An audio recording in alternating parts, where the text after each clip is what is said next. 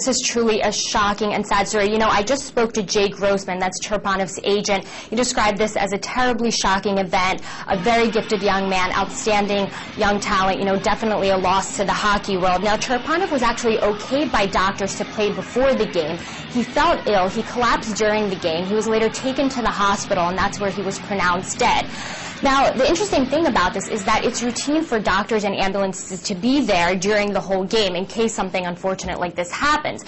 But in this case, the doctors and the ambulance actually left before the end of the game, which is a little bit strange. And also, they were having problems with the heart monitor, so there were a lot of unanswered questions in this case. And, you know, the whole team went to the church to pray for him. A shocking event, and a lot of unanswered questions regarding the equipment and why, in fact, the doctors had left before the end of the game.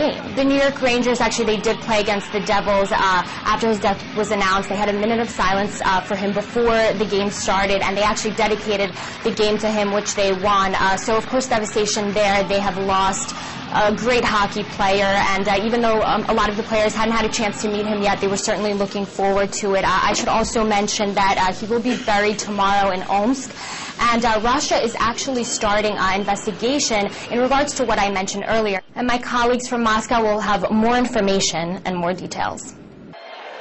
He was known as the Siberian Express, and at 19 had the world of ice hockey at his feet. Aleksey Cherepanov was playing his second season for Avangard Omsk, a team from southwest Siberia. In a game against Czechov Vitязь, he collided with a player from his team. Later, he collapsed on a bench, apparently after his heart stopped. He was revived and taken into intensive care, but was pronounced dead 2 hours later. Avangard coach said the young player never had any heart problems. It's tough. I don't know how that happened, and it's hard to believe. But I didn't observe any symptoms when I worked with him, so I'm perplexed. Unusually, the ambulance that was normally present outside games had already left and had to be called back. In June last year, Cherepanov was selected for the National Hockey League's New York Rangers, a move he was tragically never able to make. Hockey legend Vyacheslav Tretyak has said the sport was in shock. It's